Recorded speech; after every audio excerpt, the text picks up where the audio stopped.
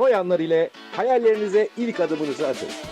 5.000 pound peşinat, %0 faiz, banka yok.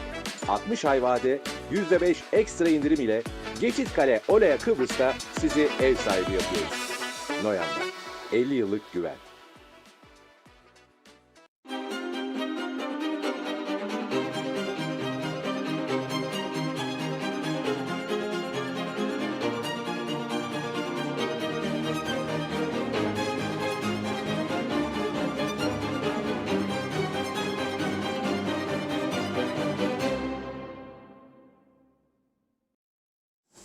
TV 2020 ekranlarından merhaba sevgili izleyenler. Gündem Özel programında Diyalog Medya Grubu Genel Yayın Yönetmeni Reşat Akar'la birlikte sizlerleyiz. Hemen konu başlıklarımızı aktaralım hızlıca.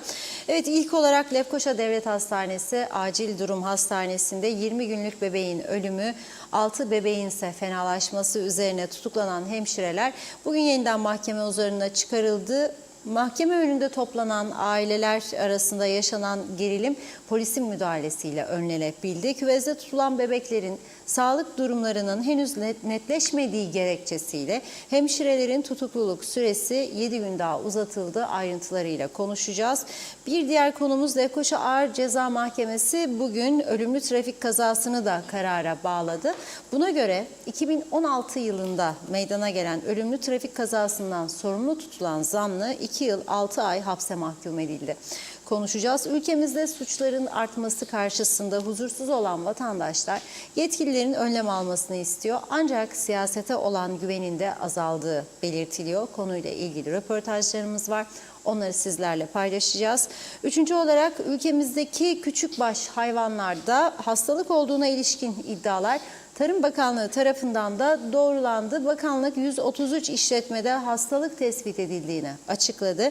Bu arada gerek hayvan hastalıkları gerekse fiyatlar yüzünden et satışlarının önemli ölçüde azaldığı belirtildi. Yine detaylarına değineceğiz. Son olarak da Rum Yönetimi Başkanı Nikos Christodoulidis'in Beyaz Saray'da ağırlayan Amerika Birleşik Devletleri Başkanı Joe Biden, Kıbrıs sorununun çözümü konusunda iyimserliğini koruduğunu açıkladı. Biden, 1974 Barış Harekatı içinde işgal sözünü kullandı. Yine ayrıntılarıyla ele alacağız. Evet, buyurun Reşat Bey. Evet, herkese hayırlı günler dileyerek başlayalım. Bugün gündeme damgasını vuran en önemli olay kuşkusuz hepimizi derinden üzen bebeklerin acil durum hastanesinde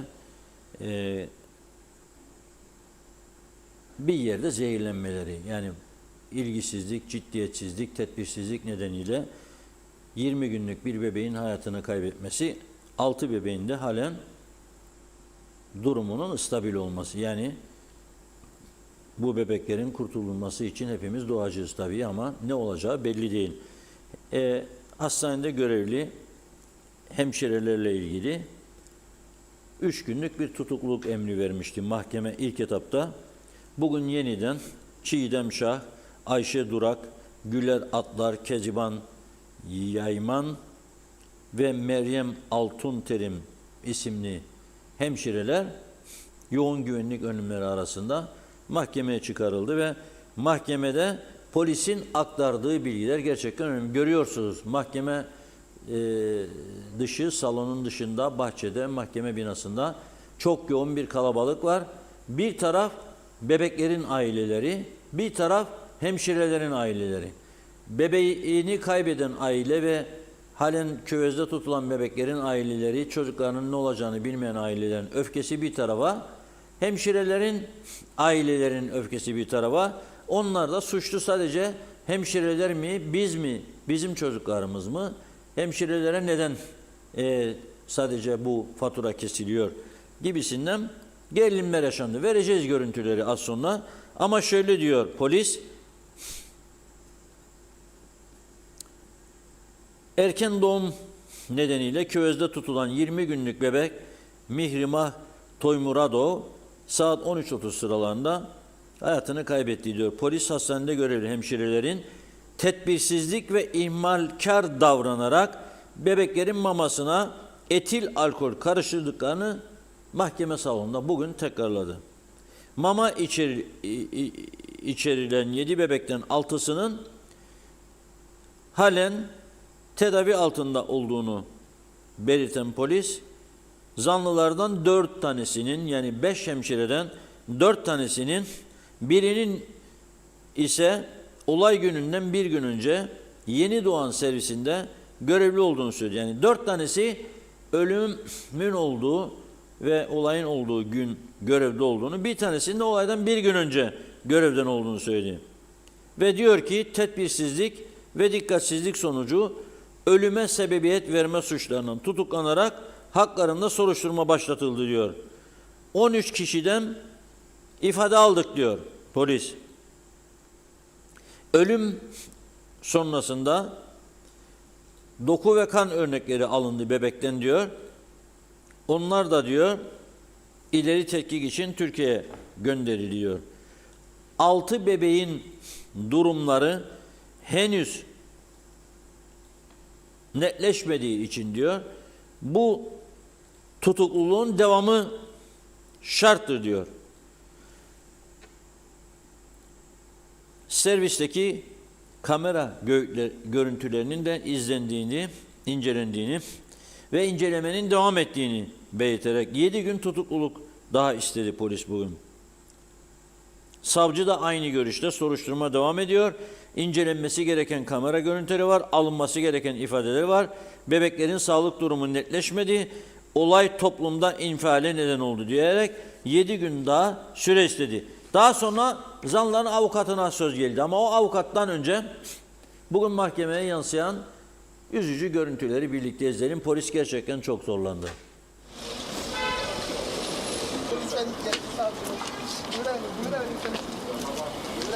Hasan.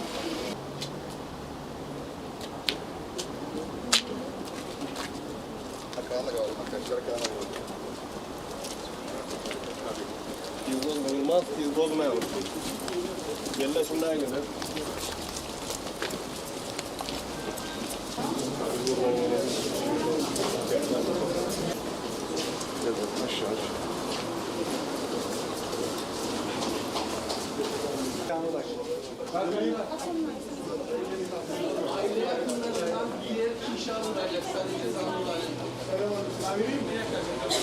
Bir kişi girecek. Bir kişi seçin isterseniz.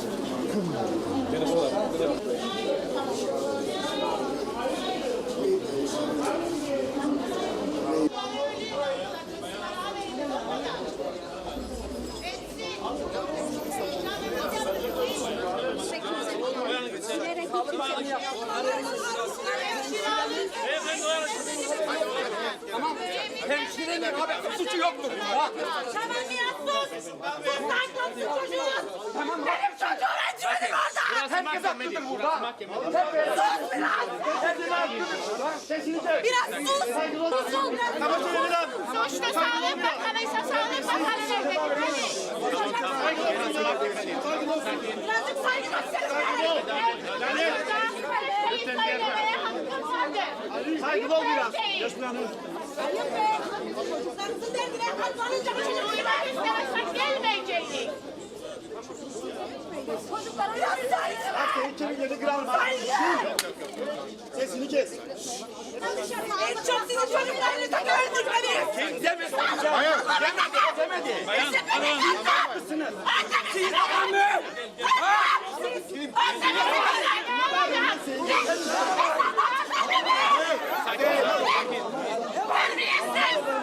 hemşireleri gönderin buradan. Hemşireleri buradan gönderin.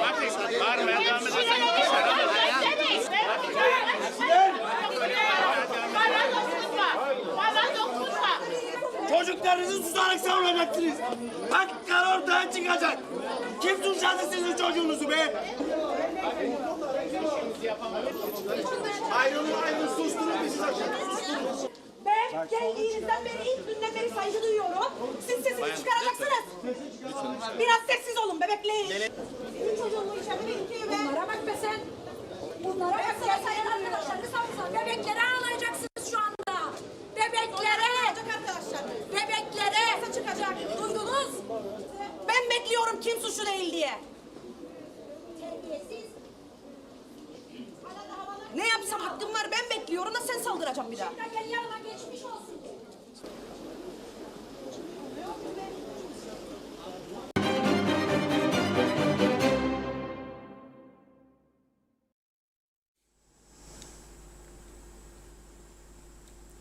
Evet, izledik. Taraflar gergin ve çok normal söyleyeyim.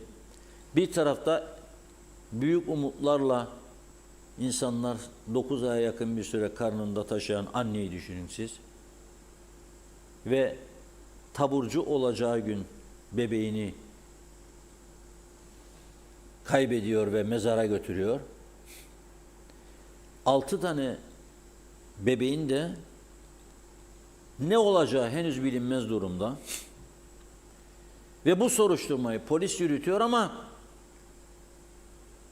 şu ana kadar önümüze çıkan görüntü hemşirelerin suçlu olduğuna ilişkin bir görüntü var. Sistem hiç sorgulanmıyor. Yani mesela o etil alkolün normal içme suyuyla birlikte aynı ortamda, aynı yerde, aynı odada bulunmasını nasıl izah edebilirler bize? 2. Bu kadar önemli bir olayda bu etil alkol neden su bidonunun içinde hastaneye satılıyor ve hastane bunu kabul ediyor, Sağlık Bakanlığı kabul ediyor? Bu çok ciddi bir durumdur. Yani ailelere mesela devamlı ne söyler? Uzman insanlar veya aile büyükleri ne der küçüklerine? Aman der, küçük çocuğunuz var, sakın hapları, ilaçları onların erişebileceği çekmeceye koymayın derler. Çünkü çocuklar bilmez, 2 yaşında, 3 yaşında çocuk çekmece açık kalırsa oradaki hapı alıp ağzına atabilir, yemiş zannedebilir. Ve uyarılır. Hemşireler de kaç zamandır bu işi yapıyor? Hangi eğitimden geçtiler? Ne kadar eğitildiler bu konuda? Bilen var mı acaba? Nasıl olur bu kadar tehlikeli bir madde yaşama tutunmak için küveze getirilen, o çocuklar yaşama tutunsun diye oraya getirilmiş durumda? Neden onlara servis yapılan yerde zehir ile içme suyu aynı ortamda tutuluyor? Bunların sorgulandığını duymadım ben. Bugün mahkemede konuşulanlarda böyle bir şey yok. Polis 5 tane hemşireyle ilgili düşüncelerini aktardı. Sonra 5 hemşirenin avukatı polise soru yöneltti bugün. Diyor ki, neredeydi bu etil alkol diyor. Polis de diyor ki su şişelerinin yanındaydı diyor. Aynı yerdeydi. Su şişelerinden yan yana. Peki var mıydı üzerinde etil alkol olduğuna dair bir ibare? Vardı diyor. Etiket vardı üstünde diyor. Etil alkol yazardı. Yapıştırırlar bir kağıt, etil alkol diye. Görev başında da tabii bilemeyeceğim, ben günahlarına girmek istemem. Ama eğer görev başında da cep telefonları çalışıyorsa, Facebook mesajları falan varsa kim dikkat edecek? Su bidonunun üstünde etiket var mı yok mu? Su şişesinin. Bu bize gösteriyor ki sağlık servisleri gerçekten güven verici noktada değildir. Kimse kusura bakmasın. Şimdiki Sağlık Bakanı ben geldikten sonra onu yaptım, bunu yaptım söylüyor. Yapmış olabilir de. Ben sorumluluğu ve hastanelerin bugün içinde bulunduğu durumu bir kişiye yükleyemem. Yılların büyük bir ihmali vardır. Yılların. İşte bu acil durum hastanesi Türkiye'nin katkılarıyla yapılmış, 35 günde de bitirilmiş bir hastane. Ve bu hastanenin içerisinde demek ki normal hastanelerdeki, yani Avrupa standartlarındaki hastanelerdeki gibi bir düzenleme yapılmamış. Su ile etil alkol aynı ortamda muhafaza ediliyor. Bebek maması aynı ortamda.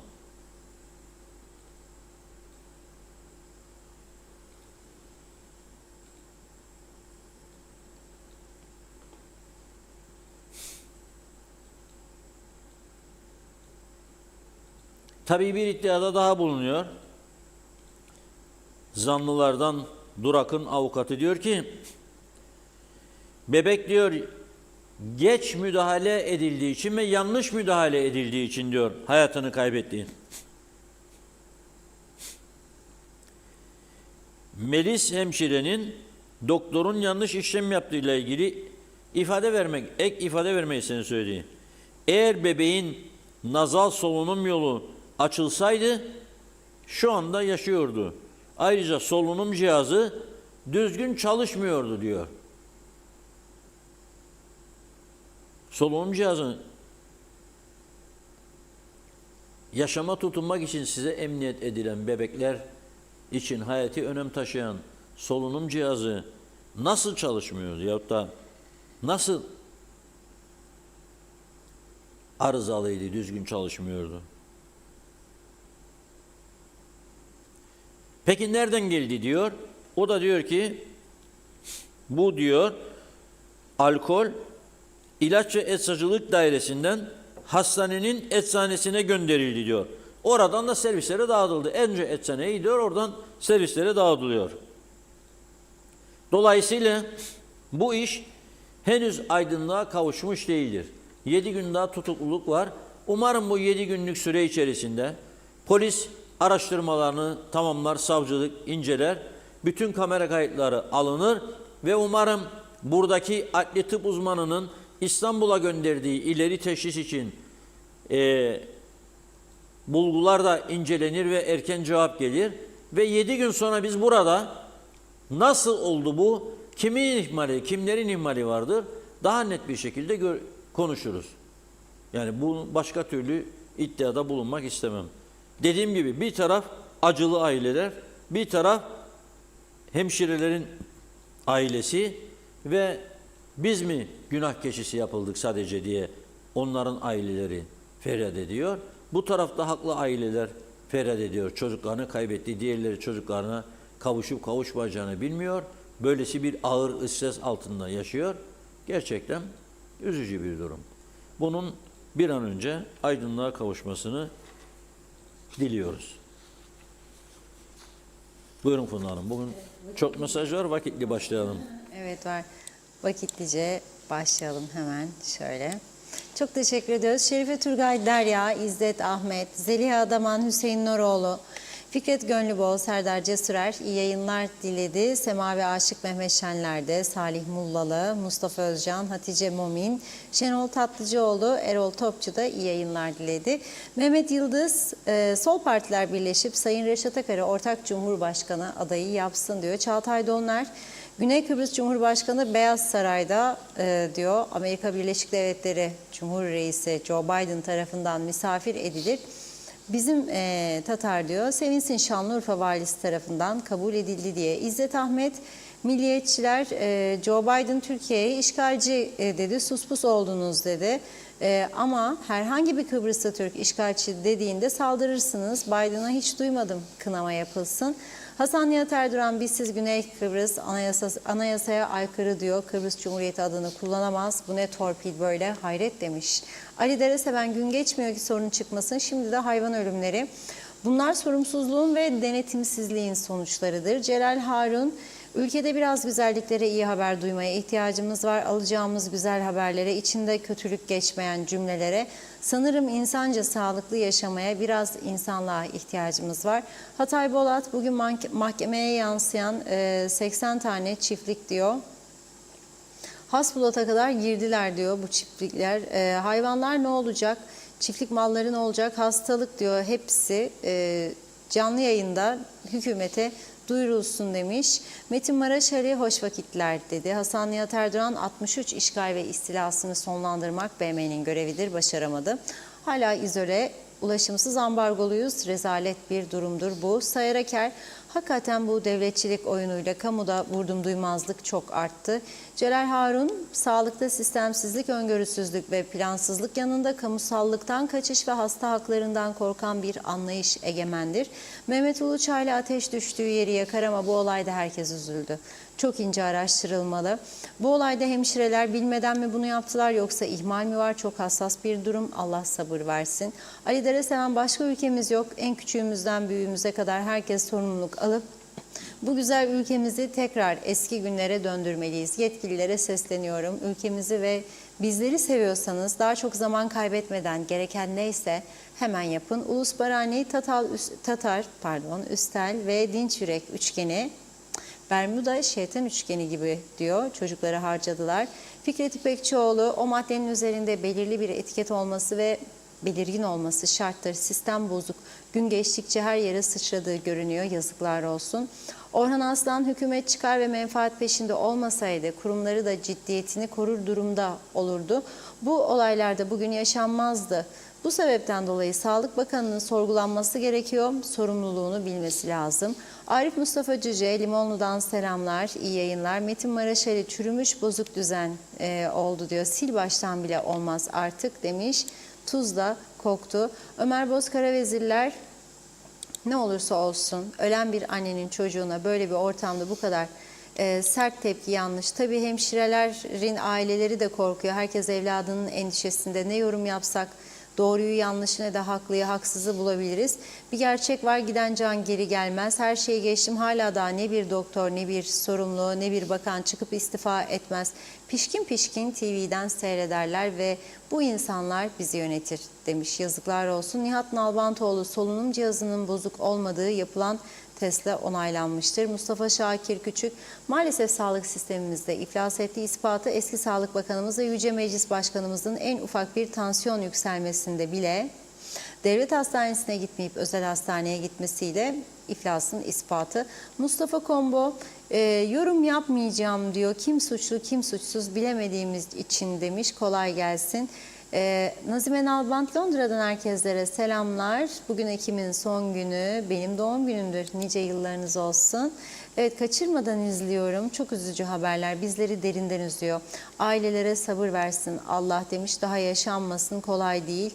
Halkın isyanı, üzgünüz dedi. Bir iki mesaj daha aktaralım. Turgay Gezen, ülkeye kontrolsüz bir şekilde giren nüfusu artık ne hastaneler yetersiz ne okullar. Nüfusunu bilmeyen bir yönetim doğal olarak hiçbir şey planlayamaz.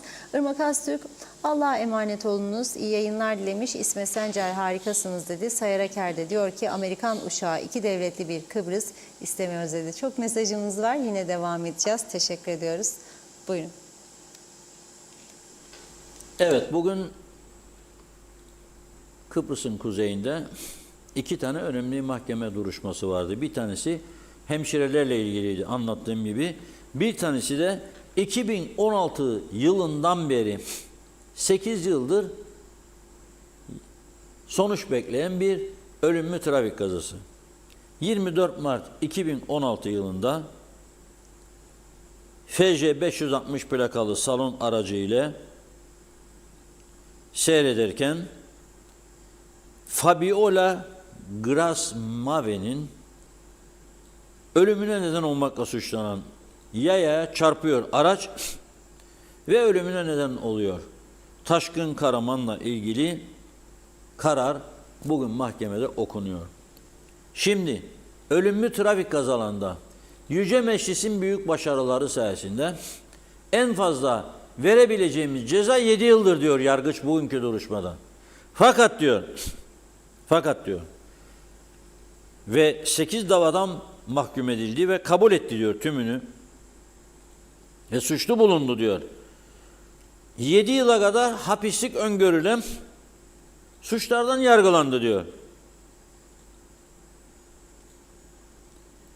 Ancak diyor kazanın olduğu bölgede yol karanlık olduğu, aydınlatma lambaları ve yaya geçidi yoktu diyor. Ölen şahıs ise diyor Afrikalı tabii, rengi koyu, kendi koyu, fark etmek çok zor. Koyu renk kıyafetler giydiğini söylüyor. Ama diyor aracı kullanan diyor ve kaza neden olan Taşkın Karaman diyor 50 hız limiti olan yolda daha süratli araba kullanıyordu diyor. Ve 41 metre mesafede yayayı görmeyip 100 metre ileride durdu diyor. Yani vurdu ve 100 metre ileride durdu. Sicili temizdi diyor. Olay yerinde bekledi, kaçmadı. Polisi aradı diyor. Bunlar hafifletici nedenler. Sicili temiz, polisi aradı, durumu bildirdi. 8 ayrı dava dosyalarının aleyhinde suçları kabul etti tümünü.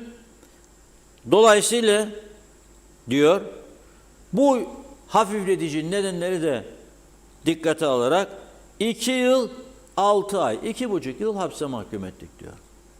Ölümlü bir kazada Forever de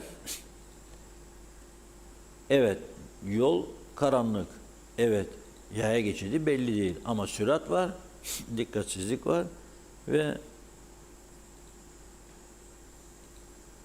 daha 2 tane suçu daha var. Nedir bilir misiniz?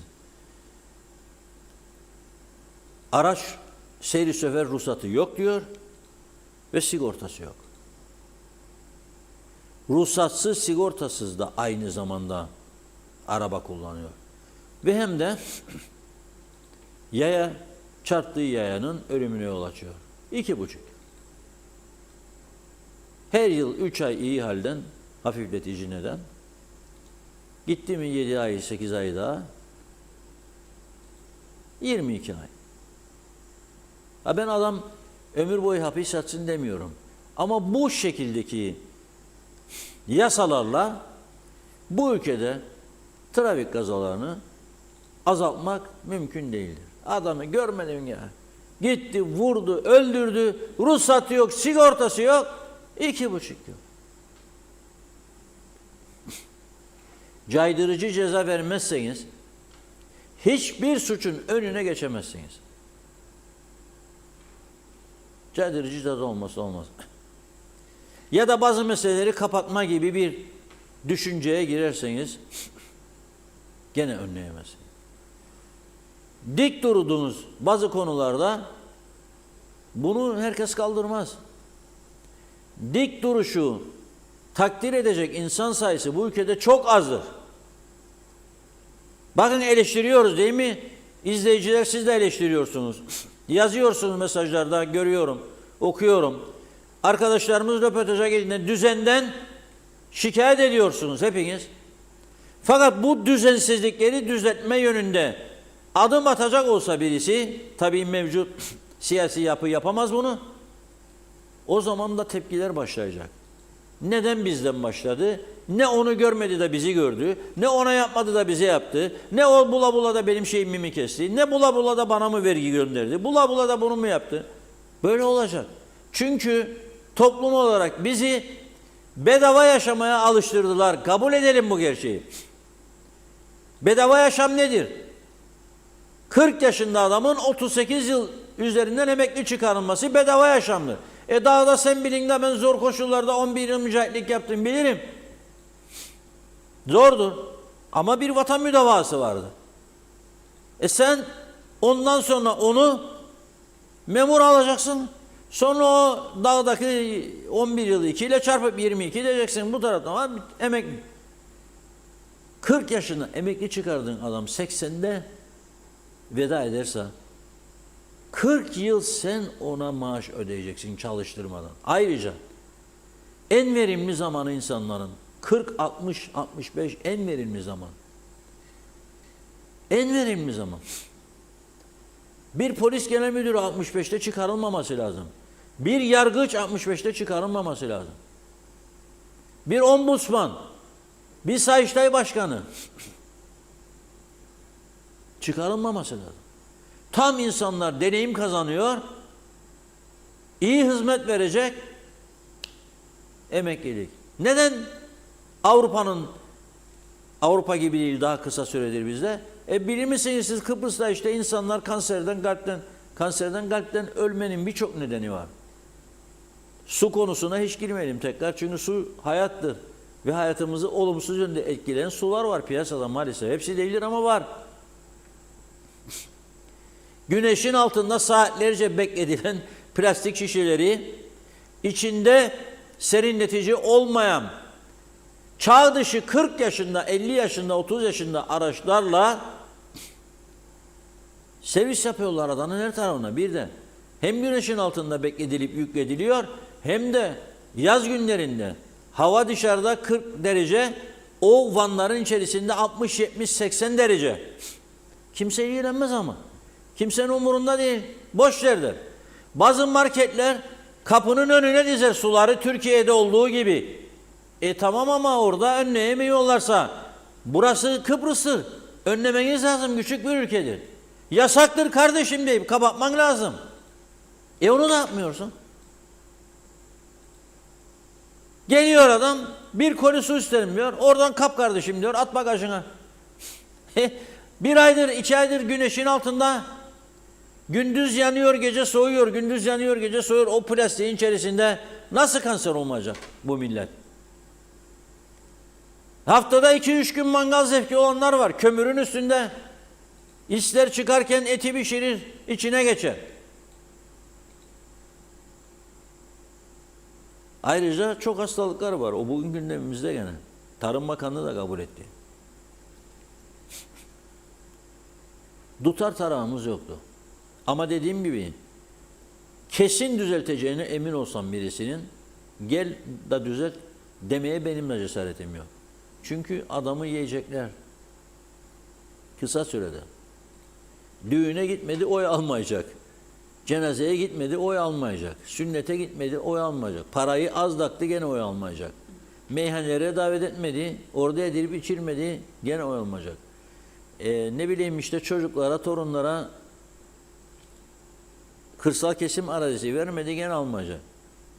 Kırsal kesim arazisi 50 yıldır yavrumların mallarını dağda bitiremedik mi? Hala daha kırsal kesime söyleyerek. 50 yıldır.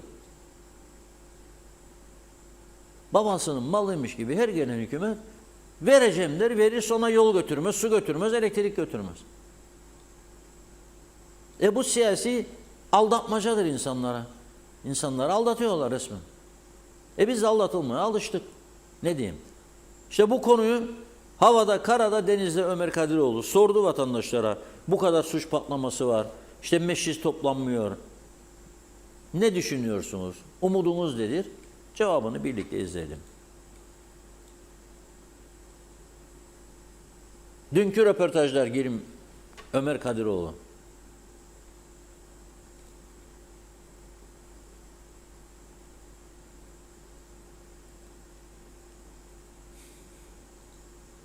Ülkenin gidişatından memnun musunuz?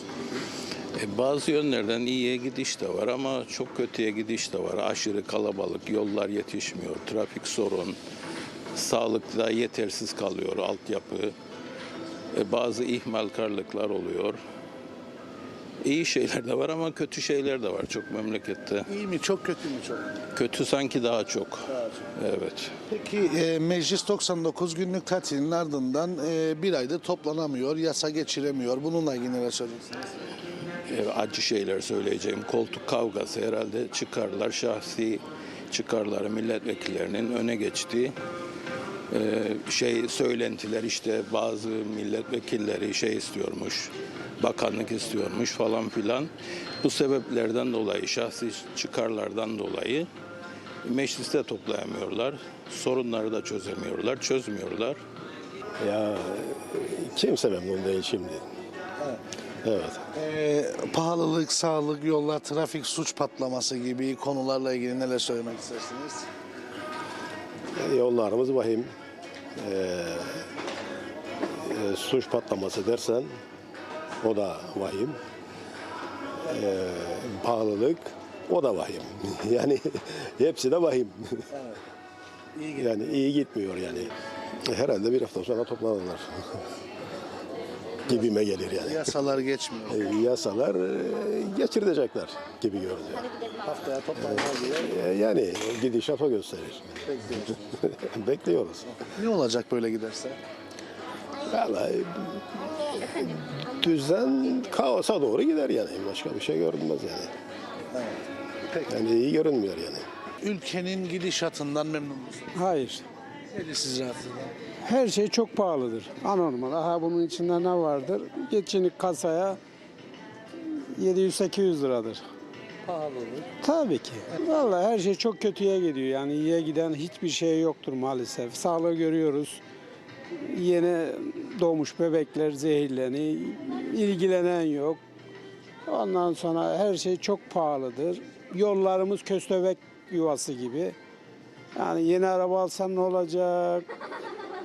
Her şey kırık dökük oluyor. Hiçbir işe yaramıyor.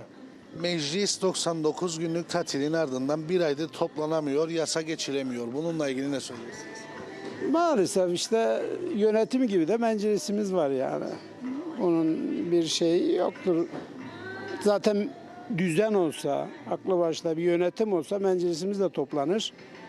Her şey güzel güzel kanunlar da çıkar, tıkır tıkır yürür. Maalesef kanun sistemi olmadığı için hiçbir şey düzenli gitmiyor. Memnun da değiliz. Değiliz. Değiliz. Vallahi gidişatı nasıl yani sizce? Size soruyoruz. Vallahi berbat. Memnun değiliz. Değilim. Sağlık konusu bizde sıfır görünüyor. Yani bizim görüşümüz öyle söyleyeyim. Pahalılığa geldiğinde görünen köye kılavuz istemez. Her şey uçmuş durumda. Yollarımız idare eder yahu. Birden de öldürmeyek memleketimizi. Ya insan olduğu yerde mutlaka sorun vardır. Sorunlar bayağı var. Var, sorunlar Evet, var. evet. Peki mesela pahalılık, sağlık, yollar, trafik ve suç patlamalarıyla ilgili neler söylüyorsunuz? Ya bu konuda zaten gazetelere bakınca gazeteler bizim karnemizdir. Yani her çeşit suç falan işlenmektedir. Yani bunlar bariz olan şeylerdir. Bana göre nispeten iyidir. İyidir ama şehir içerisinde ve gece özellikle öğrenci yurtlarının olduğu yerde ışıklandırma çok kötüdür. Yani illa birisi ölünce mi oraya bir ışıklandırma aydınlatma yapılacak. Yani yol güvenliği eksik. Yol güvenliği, yani insanların yaşadığı yer özellikle güzel yurttaki yurtlar vardır, KYK yurtları. Yani bir akşam gelin çekin, yani zifir karanlıkta öğrenciler sağdan soldan yürür. Yani pür dikkat olmanız gerekiyor. Evet, sağlık. Evet. Sağlık daha çağdaş, daha yani pratik bir şekilde ilaca, doktora ulaşılması lazım. Ya bu dünyada genelde öyledir. Bizde de aynı şekilde küresel yapı içerisinde bize de bir pay düşer o konuda. Siyasetin geldiği son aşamadır bu. Artık siyasetler düşünsün onu. Ne olacak mesela böyle giderse? Böyle giderse yani bir erken seçime zorlama oluyor. Erken seçim olur. Zorlama oluyor. Evet. Daha iyi olur mu erken seçim olursa? Zannetmem olsun. Zannetmem olsun. Evet. Çünkü öyle bir şey de yoktur. Yani bu şey üstlenecek, iktidar üstlenecek, daha iyi yaparım diyen, yani bir fikir ya da bir proje bazından sunulmuyor. Sadece bir eleştiri vardır ama içi dolu değil eleştirilerin. Hiç değiliz vallahi. Değilsiniz. Yok. Peki- Ortalık çok yabancı doldu. Esrar aldı gider. Çoluk çocuğumuzdan şeyliyik, endişeliyiz. Sağlık çok önemli. Çabalıyorlar ama ne kadar bu yabancılardan neler olacak hiç belli değil. Artık yollar felaket. Artık Allah yardımcımız. Biz gece sokağa çıkmıyoruz. Neden? Korkuyoruz. İnsanların yaptığı çok büyük ayıp. Sen seçildin, orada oturuyorsun. Ama maalesef oturmuyorsun. Bunu da ayıp yapıyorlar. Çünkü başta bir başbakan vardı. Yani siz başbakanınıza ihanet ediyorsunuz demek ki. Değil mi? Sizi bu devlet seçti. Oturun yapın görevinizi. Bir türlü toplanamıyorlar. Bir türlü toplanamıyorlar. Yani ne olacak böyle giderse? İşimiz çok zor. Allah yardımcımız olsun. Hayır değilim. Çünkü bütün konularda hep zayıf olduğumuz, tedbirler olmadığı, uygun kararlar alınmadığı ve insanların her konuda şikayetçi olduğu bir ortamda yaşıyoruz. Her konuda sıkıntılar vardır. Bu sıkıntıları aşmak lazım. Bana göre sistemi değişmek lazım. Yani içinde bulunduğumuz sistemi değiştirerek bütün bu konuları en iyi şekilde yapmak lazım. Üzücü bir konu.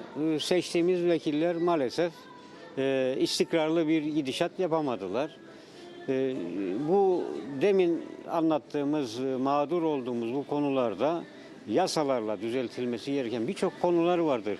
Meclis çalışmayınca, bu yasalar çıkmayınca nasıl düzenlenecek? Tabii ki yasaların çıkması da önemli değil. Önemli olan bu yasaları uygulayabilmek. Uygulanabilir hususlar gündeme getirilmeli. Bunlar yaşanmalı. Yoksa uygulanmayacak yasalar da çıkartılsa, kurallar da konsa bu karamsar ortamdan çıkamayız. Ne olacak böyle giderse? Böyle gidişat kötüye gider. Bunu bir an evvel düzeltmek lazım. Bizim Kuzey Kıbrıs Türk Cumhuriyeti nüfusu azdır. Az nüfusta çok az zamanda düzelebilir. Bunun dünyada örnekleri vardır. Hep okuduk. Bu küçük ülkede bunlar yapılabilir. Seçtiğimiz vekillerden, liderlerimizden ülkeyi daha iyi bir konuma getirecek, kısa zamanda getirebilecek kararlar almasını bekliyoruz. Ülkenin gidişatından memnun musunuz? Şu an memnun değilim yani. Memnun değil. Evet. Pahalılık, sağlık, yollar, trafik, suç patlaması gibi konular. Müthiş, pahalılık müthiş. Yani gerçekten ben emekliyim. Bir hanım, bir ben. Ya görüyorsun işte bir şey alıyorum. 500 bin liradan aşağı alışveriş yapmıyorsun yani. Korkunç bir pahalılık var. Wow! Vallahi duyduğum kadarıyla her gün var yani sorunlar. Yeni suçlar geliyor. Her gün var sorunlar da aklımın almadı. Bu kadar yabancı insan, çalışma izinsiz. Ne bileyim ben nasıl barınıyor, bu kadar zenci olabilir mi ya? Pakistan, zenci, doldu memleketin içi ya. Meclis 99 günlük tatildeydi. 99 günlük tatilin sonrasında açılması gerekiyordu. Ancak bir aydır açılamıyor ve yasalar geçmiyor. Ne söyleyeceksiniz? Ama hep benim borum ötsün diyorlar, ondan açamıyorlar. Abi meclis başkanı seçecekler. Sanki zannedersin ki halk kendini başkan seçmiş, oraya koymuş. İlla ben olacağım. Böyle saçma şey mi olur ya? Endişeliyim, kaygılıyım, ekonomik olarak kaygılıyım.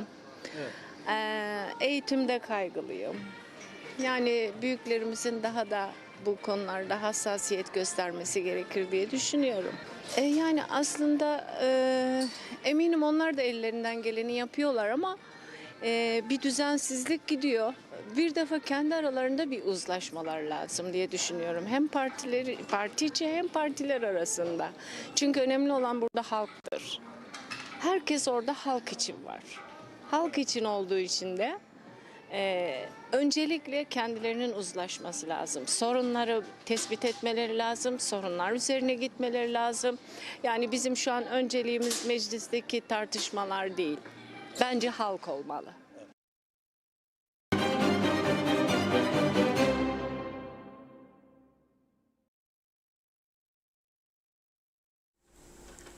Evet, bu röportajların çok iyi bir tarafı vardır. Halkın da bazı konularda ne kadar güzel yol gösterici görüşlerinin olduğu ortaya çıkıyor. Mesela bir vatandaşımız ne dedi? Bu kadar çok dedi kaçak yabancı var bu ülkede. Ve bunlar dedi devlet açısından büyük bir kayıp. Devletin gelirleri açısından. Kayıt dışı çalışıyor bunlar. Pakistanlı, Hindistanlı, Nijeryalı, Sudanlı, Ganalı. Bunlar kaçak çalıştıkları için sosyal sigorta yatırmıyorlar. Bunları çalıştıranlar vergi ödemiyor. Ama hasta oldukları zaman sağlık servislerinden yararlanmak istiyorlar. Acile gidiyorlar. Ve acildeki bir doktor çoğu zaman akşamları 40 hastaya bakmak zorunda kalıyor. Şimdi bana diyorlarsa ki personelimiz yoktur. Biz bunları denetleyemiyoruz, kayıt altına alamıyoruz. Zaten orada film bitmiştir. Yani sen bir avuçluk ülkede bu kadar fazla kayıt dışılık karşısında denetleme yapamıyorum, kayıt altına alamıyorum diyorsan zaten film bitmiştir orada. Eğer mümkün değilse kayıt altına almak, niye her bakan değiştiğinde yeni gelen niye diyor ki 35, 40, 40, 45, 50 yüzde kayıt dışılık var. Biz bunları kısa sürede kayıt altına alacağız. Diyorlar mı? Bize diyorlar. Peki niye almıyorsunuz ondan sonra? Aradan seneler geçiyor. Vallahi personel de işte de yetmez de falan. Aslında niyet varsa takviye alırsınız. Belediyelerde bir yığın zabıta memuru var. Çoğu klima altında oturuyor içeride. Belediyelerle anlaşıp yardım isteyebilirsiniz. Personel fazlalığı olan dairelerden adam isteyebilirsiniz. Ama bunları yapmadan hemen bir gerekçe uydurarak maalesef kayıt dışılık önlenemiyor. Bu çok önemli bir noktadır. Devamlı bizim de üzerinde durduğumuz bir konudur. Sen sadece belirli şirketleri, işletmeleri bağlıyorsun. Kayıt altındadır diye vergiye ve fonlara, ama hiç kayıt altına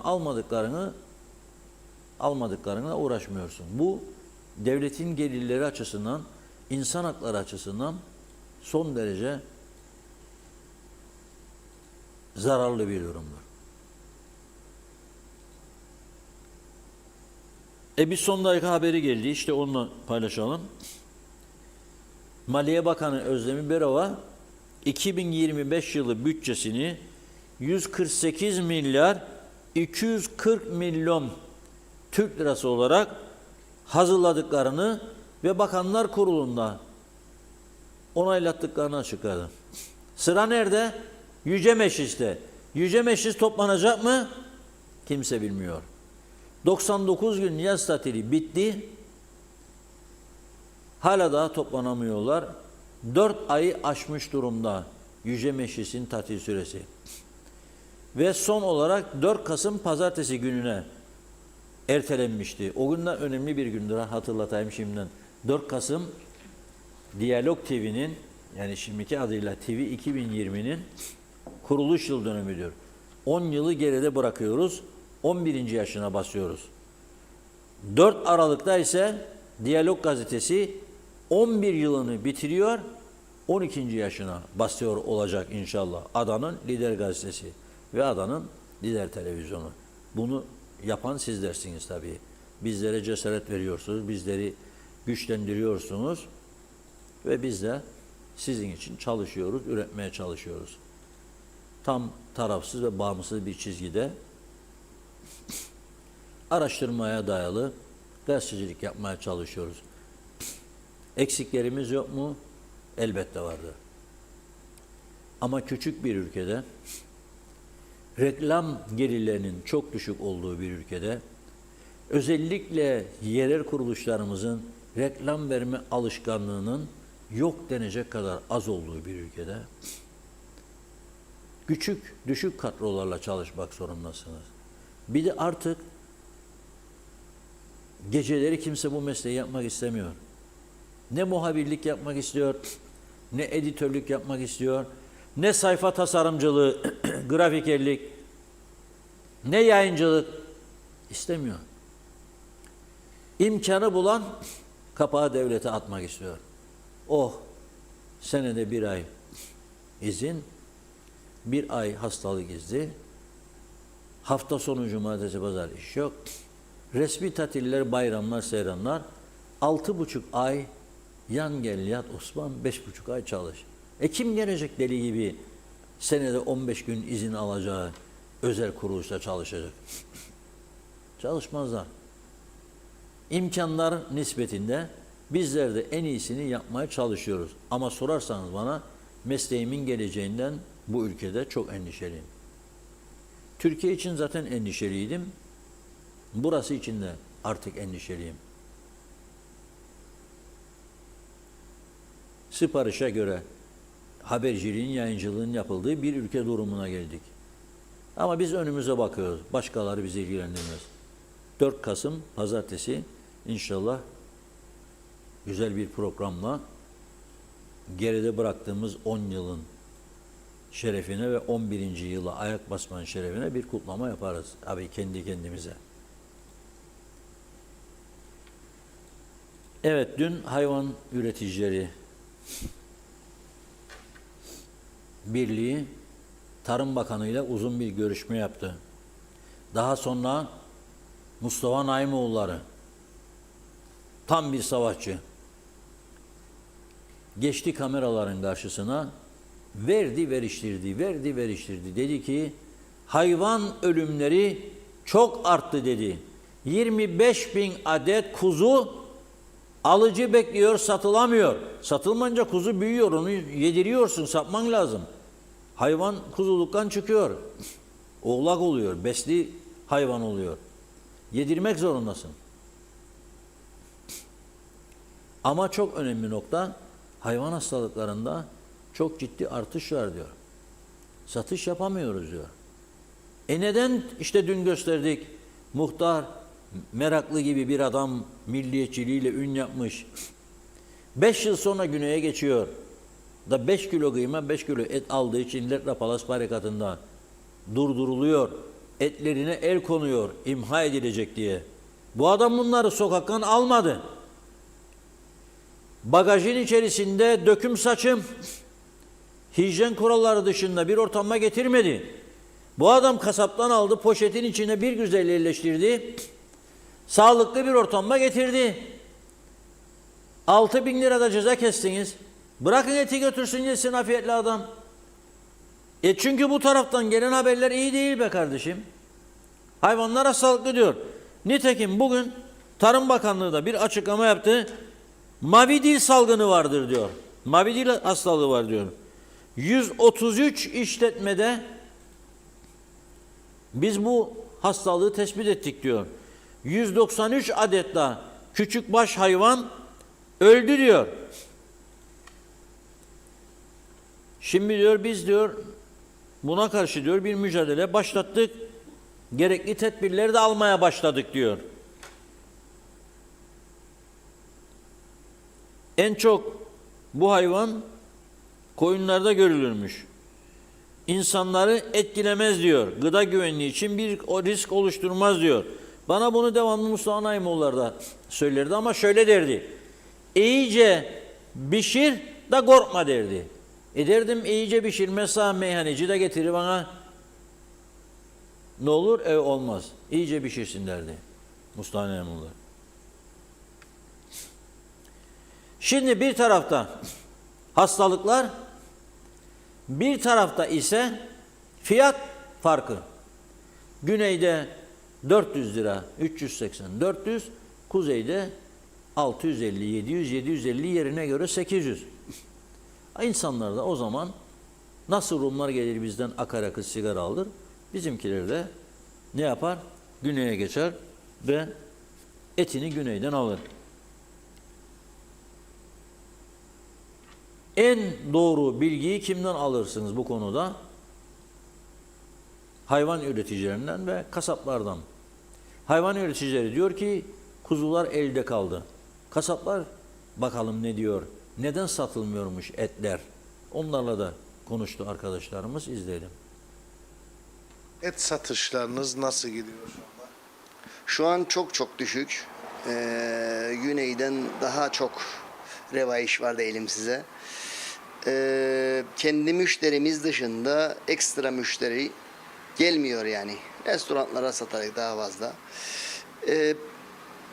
Yani güneyin fiyatıyla buranın fiyatının arasında en az 150-200 lira fiyat farkı var. Kuzu etinin kilosu bizde şu anda ne kadar?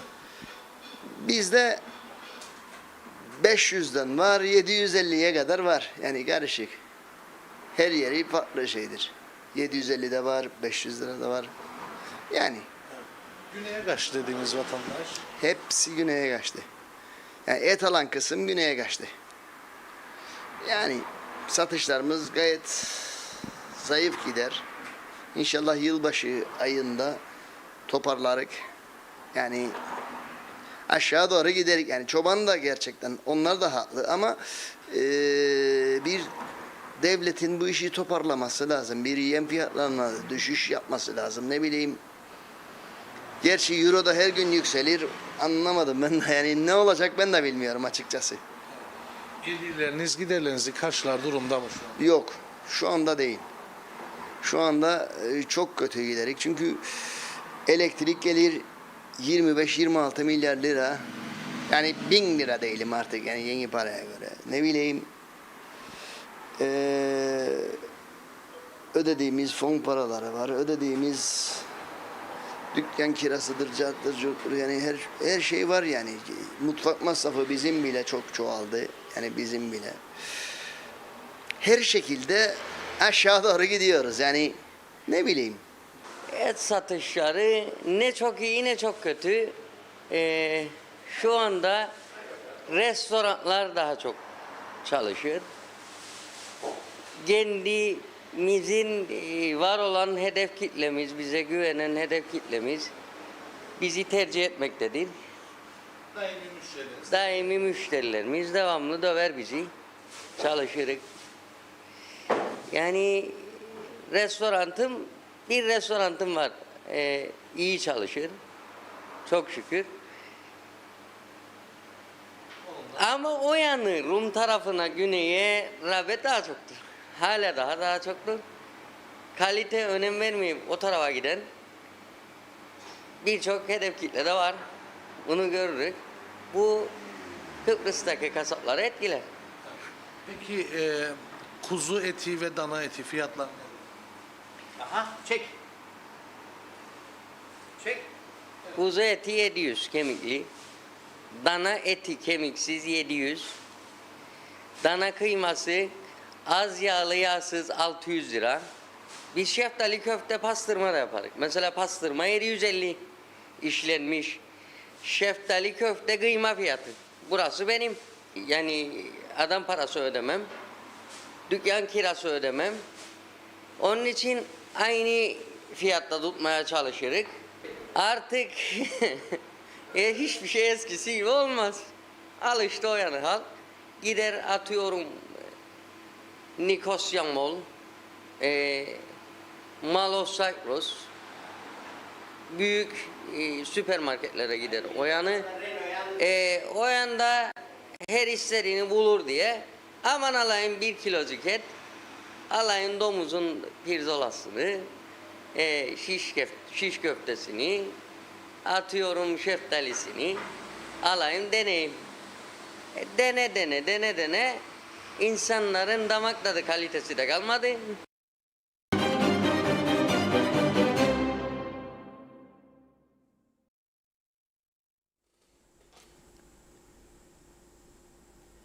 Evet, kasaplar da dertli çünkü satış yok.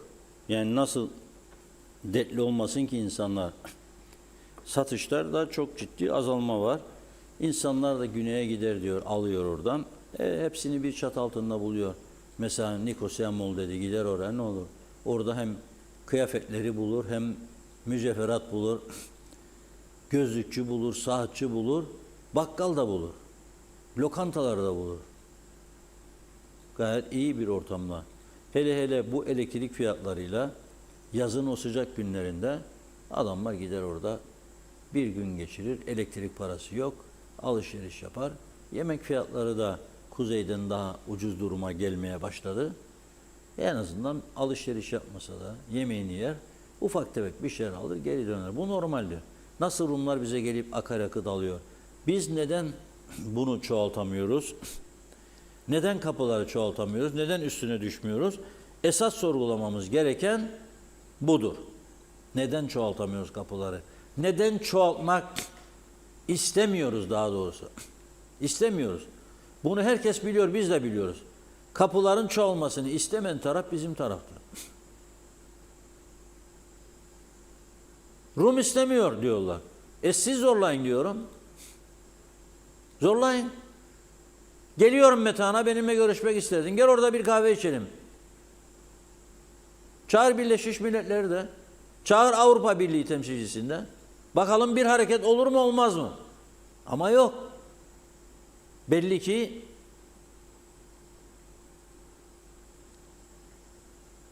adım atarken güvenmiyorlar destek görüp görmeyeceklerine. Herhalde öyle düşünüyorum. Evet Funda Hanım, devam edelim. Hemen kaldığımız yerden mesajlarımıza başlayalım. Erdal Yarkın, Nikos Bülent Antonio, Çetin Saldun, Kemal Osman Ceyhanlı, Fevzi Mehmet Çağoğlu, Ergün Yahat iyi yayınlar diledi. Mehmet Er Özdemir de Tatlısu'dan selamlar demiş. Hüseyin Boşnak da Londra'dan selamlarını yolladı. Ali Dereseven, hasta olan insanlarımız çareyi Rum tarafında veya Türkiye'de arıyor. Önemli tahliller Türkiye'de yapılıyor. Peki biz neyi yapıyoruz? Biz bir devlet değil miyiz? Zeren Turalı, madem çoban değilsin ardındaki sürüne misali. Madem pansuman iğne yapmayı bilmiyorsun, bu işin ehli değilsin, hastanede işinle. Al birini vur ötekine. Bu muamma belirsizlik, ciddiyetsizlik, ilgisizlik, sorumsuzluktur. Aldı ve başına gider. İşte bebeklerin ölümüne neden olan utanç tablosu.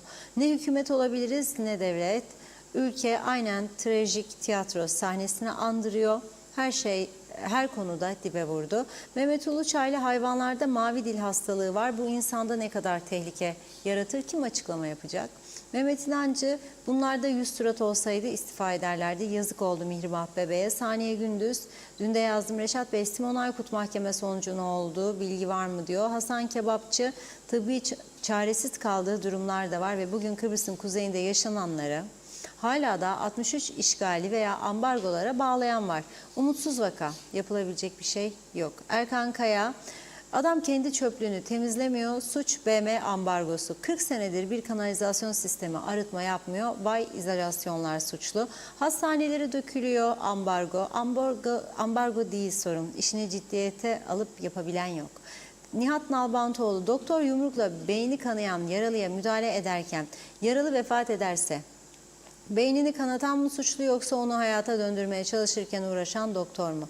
Akın Akarsel, her konuda ihmal diz boyu, artık utanıyoruz demiş. Alper Ali Güllü, kolay gelsin. Salih Mullalı, sorumsuzluk, bahanecilik, görevini yerine getirmeme, gün geçsin, para gelsin mentalitesi her kurumda aldı başına gidiyor. Allah yardımcımız olsun. Hasan Kebapçı, çıkan sonuçta doktorun solunum cihazına yanlış bağlama sebebiyle bebeğin ciğerleri patlamış. Hala daha hemşireler tutuklu ki bu sistemde en masum olanlardır. Başta bakan ve onun altında kim varsa hepsinin yargı önünde hesap vermesi gerekir.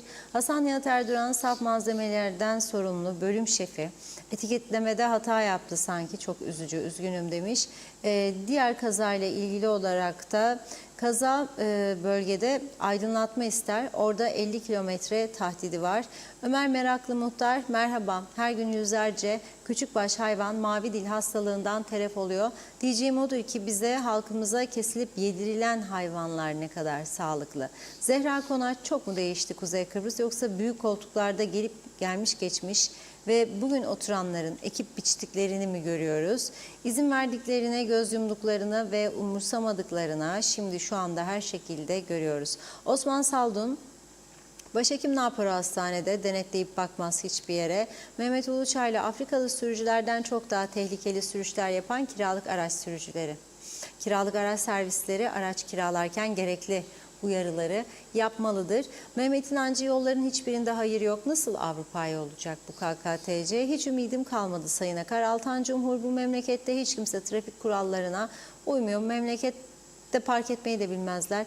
En önemlisi, gelirler, engelli olmayanlar engelli yerine park ederler demiş. Ve diğer mesajında da diyor ki Altan Cumhur, bakın Çatalköy'ü geçin, Esentepe yoluna girin, simsiyah kapkaranlık demiş, ışıklandırma yok. Bunlar sadece maaş alıp yiyorlar. Hasan Kebapçı, ölen Afrikalı, öldürülen bebek Türkmenistanlı, suçları KKTC vatandaşı olmamaları mı? Bu ülkede adil yargılama görmeyecek miyiz? Bir bakan görevini yapmadığı için bebeğin yaşam hakkı elinden alındı. Öteki bebeklerin durumu bilinmiyor. Ailelere bile göstermediler. KKTC vatandaşı olmayanlar acaba bizim başımıza da bir şey gelir diye evlatların durumunu sormaya korkuyor. Sağlık Bakanı hak etmediği o makamı daha ne kadar gasp edecek? Faruk Özçiçek, Reşat Bey, Kudret Özersay düzeltebilir demiş. Celal Harun, su gibi berrak, su gibi güzel, aydınlık, bereketli gün yaşamanız dileğiyle. Su gelecek ve yaşamdır. Petrolsüz yaşam olur, susuz yaşam olmaz. Su hayattır, sahip çıkmalı. Ali Dereseven, devamlı açıklanıyor. Tahlillerde limit üstü bulunuyor. Bir sonraki tahlile kadar satış durduruluyor deniliyor. 15 gün sonra ikinci tahliyede kalıntı bulunan ürün imha edilmiştir deniyor. Bu durum üreticinin uzun süreli ilaç kullandığının göstergesi. Cinayet değil, katliam yapıyorlar. Buna rağmen ceza almıyor. Emsal teşkil etmesi bakımından bu uzun süreli ilacı kullanan şahsa 500 bin lira ceza ve 10 sene hapis verilse, ikinci bir şahıs bu şekilde ilaç kullanma cesaretini gösterir mi, gösteremez. Ferda Küçülmez, bu memleketten hiçbir şey olmaz. İpin ucu koptu artık, tutabilirsen demiş. İzzet Ahmet, bir zamanlar Dikmen çöplüğünü parsellediler halktan oy alsın diye. UBP hatırlayın demiş. Mehmet Uluçaylı, her akşam sabaha kadar İskele Long Beach'te iş araçları temel kazıyor. Gece makine gıcırtıları çevreye rahatsızlık veriyor. Çevre dairesi nerede? Zaten adı var, kendi yok. Çevre pislikten geçilmiyor. Açılmayan meclis ne zaman çevre için bir yasal düzenleme yapacak? Ali Dereseven, memurlar işe gitmediği zaman gitmediği gün kadar izin günlerinden kesilir, hasta raporu alırlar. Eğer bu raporu almazlarsa işlememiş sayıp eksik maaş alırlar. Bu durum vekiller için de geçerli değil mi? Her şey onlara mı özel demiş. Raif Özyan'ı kolay gelsin usta yazdı. Mehmet İnancı, Reşat Bey, trafik cezasına çarptırılan şahsa fazla ceza verilmiştir. Niye devlette kusur aranmıyor? Kabul, şahıs suçlu ancak ışıksız yol, adam siyah. Işık olsaydı bu adam kurtulabilirdi. 1 yıl ceza hak ederdi. Görüşüm bu yönde demiş. Özkan Özdemir, bu kadar çok isyan edip dönüp tekrar aynı kişilere oy vermeyiz inşallah demiş. Yeni yüzler, taze kan ve liyakatlı kişileri seçmeliyiz. Bir iki mesaj daha var. Şevket Tacay, Reşat Bey sen bize gazete yolla demiş, güzel yurttan öteye. Mehmet Ali Özdemir, şu dönemde maalesef amacın dışında uygulama var. Niyet balık tutmak değil, yemek konusunda yapılıyor. Osman Saldun, kasap arkadaş, güneyden alınan et pirzola şişlik aynı fiyat. Bizde uçurum var. Ne fark eder? Onun da kemikli tartıyor, diğerinin de kemikli. Nasıl olur bu iş dedi Osman Bey. Var mesajımız, yine devam edeceğiz. Teşekkür ediyoruz. Buyurun. Evet, güzel yurttan öteye, Lefke'ye, Yeşilırmak'a, diğer taraftan İskele'den öteye, Mehmetçe, Karpaz'a gazete göndermeyi çok arzuluyoruz ama bu bizim elimizde değil. Bütün gazeteleri, yani Kıbrıs'ın yerel gazetelerini ve 3 tane galiba kaldı son, Türkiye gazetelerini dağıtan Yaysat şirketi var. Yaysat dağıtım şirketi Türkiye ile birlikte çalışıyor. Bildiğim kadarıyla sadece Kıbrıs'ta basılan Türkiye gazetelerini artık dağıtıyorlar. Hürriyet, Milliyet, Sabah. Onların tirajları da çok düştüğü için dağıtım şirketleri oldukça sıkıntılı bir süreçten geçiyor. Basılı medya gibi, gazeteler gibi. Gazeteler de iyi yoldan geçmiyor. Yerel gazeteler deseniz baskı yapan 4 veya 5 tane gazete var. Lider Diyalog gazetesi. Zaten Diyalog gazetesi olmasa, kendileri söylüyor dağıtım şirketinin yetkilileri, Kuzey Kıbrıs'ta gazete dağıtımı tamamen duracak. Yani hiçbir yerde bizim bir tane gazetemiz var diyemeyeceksiniz ama 500 tane 600 tane gazetecimiz var. Sayısını bilmediğiniz kadar internet falan filan teyit edilmiş, edilmemiş. Ama gazetemiz yok. İşte Kuzey Kıbrıs böyle bir yer. Yok. Ha ben herkes gibi, üreticiler gibi, diğerleri gibi devlet desteği yok diye ağlamak istemiyorum. Devlet desteği de verilmemesi iyi olur diyorum, rekabeti artırır. Ama reklam desteği ya. Reklam desteği. Bir bakana yağ çeken, hiçbir yerde satış olmayan, bir siteye görünmeyen, okunmayan, okunulduğu tartışma kaldıran yerlere ilan veriyorsunuz. Bu taraftan. Demek ki ilanı siz bir tanıtım yapmak için vermiyorsunuz. Mali destek için. Şirketlerimize çok öfkeliyim ben. Hem her şeyin düzgün olmasını isterler, hem de ülkenin düzelmesi için ellerini o torbacığın içine sokmazlar. Torbayı devamlı yükseltmek lazım. Ya bu torbanın boyu 5-10 metreyi geçti artık. İkincinin de geçti, üçüncünün de geçti. Yavaş biraz. Biraz da paylaşın ülkenizde. Okul yapınız. Veya sınıf yapınız. Komple bir okul yapmazsanız. Destek olunuz. Reklam katkısı alıyorsunuz. İthal ettiğiniz ürünlerin firmalarından. Dev firmalar var Türkiye'nin ve dünyanın. Buradaki temsilciliklerine reklam tanıtım payı veriyorlar, para veriyorlar. Onu da cebe, onu da cebe. Sonunda şikayet etmeyeceksiniz, bu ülke öyle oldu, böyle oldu. Yoksa ben Lefke'ye yollamak istemez miyim? Kaç kişiden haber aldım? Mehmetçik'ten. Mehmetçikler ilk bir ara her gün. Bizi diyalogsuz bıraktınız diye. Ne yapayım? Durum bu. İnşallah daha kötüye gitmeyiz diyeyim. Şimdi dün Kıbrıs Rum Yönetimi Başkanı, Amerika Birleşik Devletleri Başkanı'nın hitap ettiği şekliyle Kıbrıs Cumhuriyeti'nin Cumhurbaşkanı Nikos Christodoulidis, Amerikan Başkanı Joe Biden'ın özel davetlisi olarak resmi bir ziyaret gerçekleştirdi Washington'a. Dün program bittikten sonra haberini internet sitelerinden aldık Rumların, Cyprus Mail'den ve bugün Rum gazeteleriyle birlikte biz de Diyalog gazetesinde 1. sayfada manşetten verdik. Neden? Diyor ki Joe Biden, bakın önce Türkiye'ye mesaj veriyor. 1974'te diyor, 20 Temmuz 74'teki diyor Türk işgalini iyi hatırlarım diyor. Çok üzülmüştüm diyor ve yeni senatördüm diyor. Şimdi bir tanımladı barış harekatı diyoruz biz. O diyor ki onine göre ve Rum liderine görünce yanında işgal dedi. Devam ediyorum. Kıbrıs sorununa iki bölgeli, iki toplumlu siyasi eşitliğe dayalı bir çözüm bulunması konusundaki iyimserliğim devam ediyor. Artık zamanı geldi diyor. Christodoulidis de buna karşılık diyor ki beni onurlandırdınız diyor buraya davet ederek. Sizin desteğinizle ülkemizi bölünmüşlükten kurtarmak istiyoruz ve ümitliyiz diyor. Şimdi sosyal medyaya bakıyorum bugün. Bazıları diyor ki neden gider ayak yaptı Biden bunu? Gidiyor. Ya ister gider ayak ister gelir ayak. İster tek ayak ister çift ayak. Amerika Birleşik Devletleri'nin şu anki başkanıdır. Seçim oluyor. Saatler kaldı. Ama seçimden hemen sonra devretmiyor görevi Biden. 3-4 aylık bir süre daha var önünde. Aynı zamanda da bizim gibi her bakan bakmayan değiştiğinde, bırak başbakanı Cumhurbaşkanı, her bakan bakmayan değiştiğinde siyaset değişmez bu ülkelerde. Siyaset kalıcıdır, dış politika kalıcıdır. O dış politikayı belirleyen kendinin devlet içinde çok geniş yetkilerle donatılmış birimleri vardır. Onlar çizer çerçeveyi, başkan imzalar.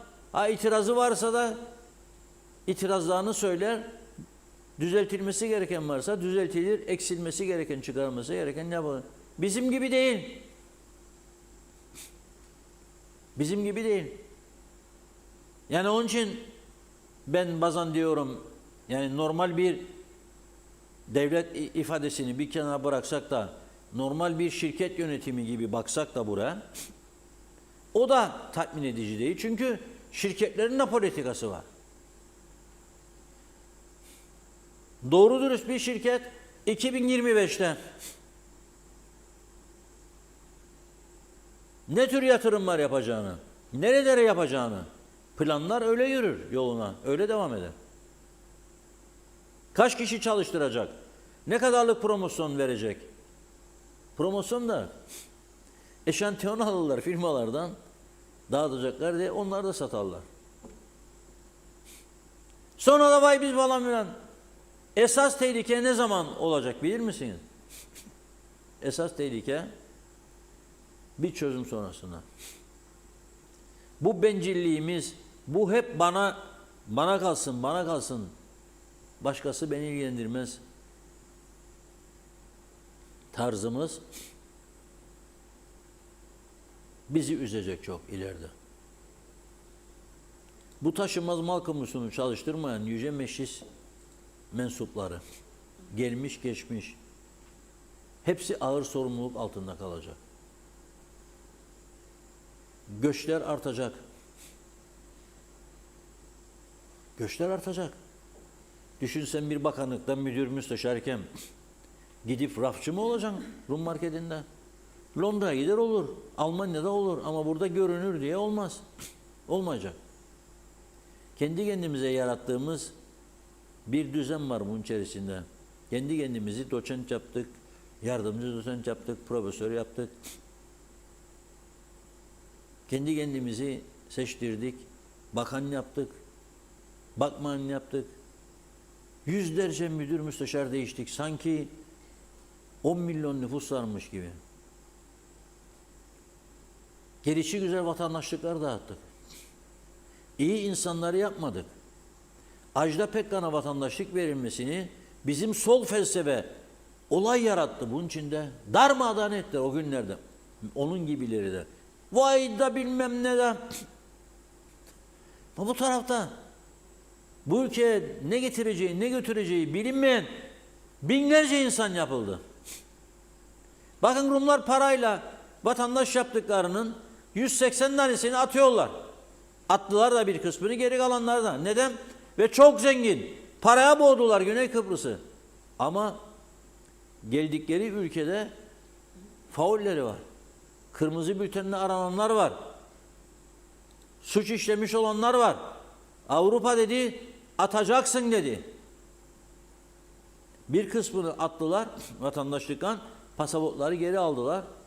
Bir kısmını da gündemdedir. Atacaklar. Hiç çareleri yok. Biz bu ülkeye iyi insanlar gelsin, mülk alsın, yatırım yapsın, para getirsin, onu da hazmedemedik.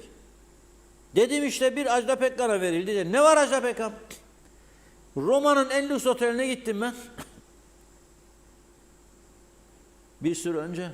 Sabah kahvaltısında Ajda Pekkan'dan Palavra şarkısını dinliyordum. Türkçe. Var ya yabancısı da parole, parole, parole. Palavra, palavra, palavra. Ve sordum, merak ettim. Garson bana dedi ki çok şarkısı var.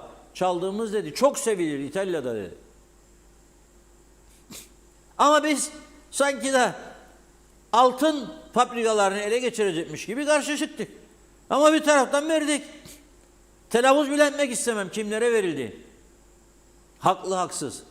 Şimdi ne yapacaksınız bunlar, onu söyleyin bana bakın. Ne yapacaksın? Yüce Meclis hala başkanlık şeyini çözemedi. Ayrıca bugün aldığım bir bilgi var. Yalan doğru araştırsın bütün milletvekilleri. Meğer Ziya Bey hani dediler ya 3 tane kutuya çip mühür vuruldu. Meğer ondan önceki seçimlerde de bazı pusulalarda çip mühür varmış. Ama hiç kimse bunu telaffuz etmedi bize. Etmedilerse nasıl güveneceğim ben bunlara? Hiçbir etmedi. Ama benim güvendiğim bir yerden gelen bilgi bu yönde. Yani daha önceki turlarda da bazı pusulanın üstünde çifte mühür vardı ve hiç ağız almadı kimse. Tepki göstermedi. Bir başka yoğun hazırlığında yurt dışındaki Kıbrıslı Türklere Kuzey Kıbrıs'taki seçimlerde oy kullanma hakkı verilmesi yönünde hazırlık yapıldığını söylüyorlar. Bu da sağlam bir kaynaktan gelen bilgi. Ne var, Kıbrıs'ta yaşayan TC vatandaşları Türkiye seçimine oy veriyor. Bizimkiler de Londra'da yaşıyor, Avustralya'da, bir onlar da versin. Böyle bir girişimlerin yapıldığını duymuş bulunuyorum. Aktarayım. Destekleyenler ve desteklemeyenler kendilerini önümüzdeki günlerde ortaya çıkacak bu duruma karşı hazırlasınlar. Tabii eğer Yüce Meclis toplanırsa. Tamamlayalım Funda Hanım, bitirelim. Evet, Eskol Kutluer, iyi yayınlar. Bugün markette sordum, but var mı? Kalmadı abi dedi. Düşünün ne kadar satış yapmış körpe kuzu. 482 lira. Necdet Mavi Gözlü, Kuzey Kıbrıs Birleşik Afrika Pakistan Cumhuriyeti Başkent Lefkoşa'dan iyi yayınlar diliyor. Evet Reşat Bey, meclis toplanmamış, 99 gün tatil yapmış. Sanki meclis açıldığı zaman çok iş yapıyorlar. Memleket battı gitti, kimsenin umrunda değil. Bizi idare ettiklerini sananlar trafiğe hiç çıkmıyorlar mı? Gözleri görmüyor mu? Yollarda arabalardan geçilmiyor.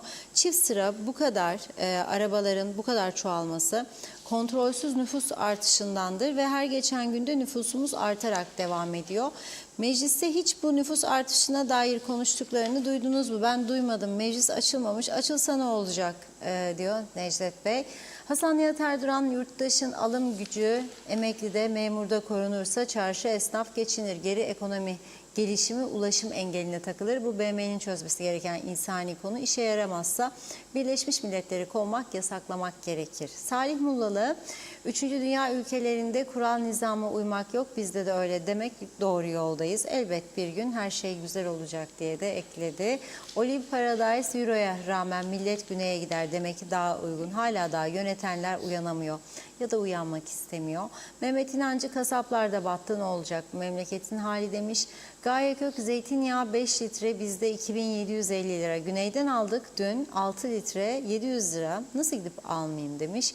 Hüseyin Davulcular, Reşat Bey kolay gelsin, iyi ki varsınız. Ayşe Güner Mertcan, selamlar diyor. Ercan Havaalanı'nda gazete satın almanın mümkün olmadığını biliyor musunuz? Mahmut Karagöl, okullarda grev var, otobüs yok. Hadi çocuklar eve gidin. Böyle dünya var mı? Hiçbir açıklama yok. Neredesiniz ey yüce Milli Eğitim Bakanlığı? Çocukları okula gönderelim mi göndermeyelim mi açıklama bekliyoruz. O kadar söyledik demiş. Şöyle böyle Yücel Barbaros, bu ülke battı balık yan gider diyor. Aysel Çelikkol, dilinize sağlık, iyi ki varsınız, sevgiler demiş. Evet, Salih Mullalı, bulmacaları biraz büyütün diyor. Evet, zannediyorum hepsini okuduk, tamamladık. Çok teşekkür ediyoruz. Buyurun. Evet, bugünlük bu kadarla noktalayalım. Sesimden de anladığınız gibi gripal bir durumum var. Yarına düzelirse, yarın inşallah buradayız yine. Ama düzelmezse pazartesi, tam da televizyonumuzun 11. yılına giriyoruz. 4 Kasım pazartesi, o gün birlikte olacağız. Ama sağlık durumu düzelirse yarın inşallah, çünkü nefes almakta biraz zorlanıyor gibiyim. Bu farkındasınız, mevsimsel değişiklik nedeniyle grip salgını var ülkede. Olmaz olmaz diyordum ben, olmam diyordum ama olduk, oluyormuş demek ki. Sağlam vitaminlere başladık. İnşallah birkaç gün içerisinde toparlar, birlikte oluruz. İnşallah. Çok teşekkür ediyoruz değerli yorumlarınız için ve tamamlıyoruz sevgili izleyenler. Bugün tabii ayrıca benim son programım. Televizyona ara mı veda mı inanın ben de bilmiyorum. Hayırlısı diyelim. İyi güzel dileklerinizi bekliyorum öncelikle. Sizleri çok sevdim, çok seveceğim. Hoşça kalın.